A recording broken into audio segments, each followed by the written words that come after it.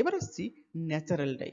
Naturally simple, যেগুলো যে সমস্ত ডাই নেচার থেকে আইসোলেট করা হয় বা ডিরাইভ করা হয় সেগুলো হচ্ছে ন্যাচারাল ডাই। ন্যাচারাল মধ্যে প্ল্যান্ট, ইনভার্টিব্রেটস, মিনারেলস বিভিন্ন জায়গা থেকে পাওয়া যায়।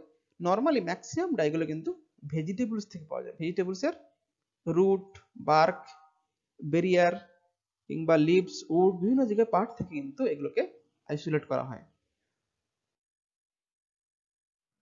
নেচার থেকে যে ডাইগুলো আইসোলেট করা হয় সেগুলোকে আমরা মোটামুটি দুটো ভাগে ভাগ করি। একটা হচ্ছে কি তাদের কি রকমের ফাইবার আছে, সেলুলোজ ফাইবার নাকি প্রোটিন ফাইবার। যেগুলো সেলুলোজ ফাইবার আছে, যেগুলো কটন, লিনেন, হেম্প, রেমিয়া, ব্যাম্বো, এগুলো হচ্ছে কি, এগুলো হচ্ছে সেলুলোজ ফাইবার।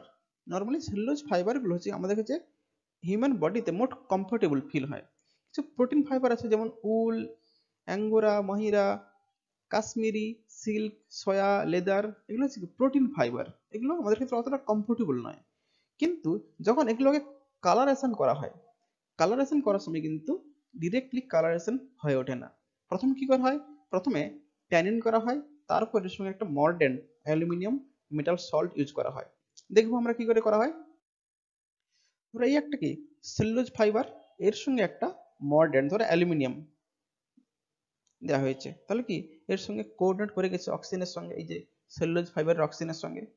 এর সঙ্গে যদি আবার ডাই মেশানো হয় তখন কি হবে, সেই ডাই মলিকিউলগুলো এই এই মেটাল যেটা তার সঙ্গে কি হবে, কোঅর্ডিনেট করে জুড়ে যাবে।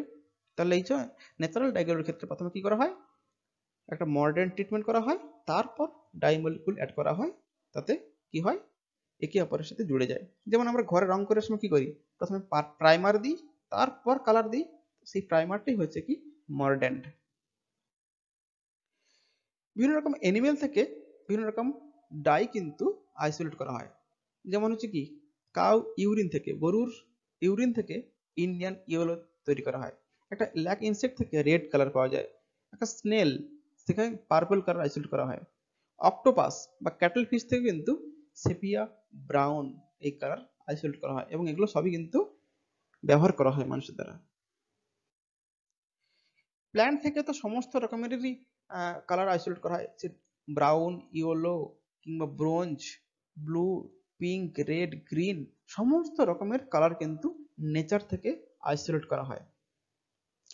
প্রবলেম কি না, ন্যাচারাল সোর্সটা হচ্ছে লিমিটেড, মানুষের প্রয়োজন অনেক, কিন্তু নেচারে তো আর গাছপালা তো খুব পরিমাণ সীমিত, তার ফলে ন্যাচারাল ডাইগুলো কিন্তু সীমিত পরিমাণে পাওয়া যায়, এই জন্য এগুলো কস্টলি। এটা খুব, এই যে ইন্ডিগো ফেরা থেকে যেটা ইন্ডিগো পাওয়া যায়, ওই যে নীল চাষ হতো, নীল চাষ থেকে যেটা কালার পাওয়া যেত সেটা হচ্ছে নীল কালার, সেটাই হচ্ছে ইন্ডিগো। এটা একটা ন্যাচারাল ডাই হ্যাঁ হিসাবে এটা সারা বিশ্বে কিন্তু ব্যবহার করা হয় এই ইন্ডিগো ফেরা থেকে ইন্ডিগো। আজকে আমরা অনেকগুলো কালার দেখলাম, এটুকুই। এরপরে আমরা নেক্সট ক্লাসে আরো কিছু ডাই সম্বন্ধে আলোচনা করব। Thank you.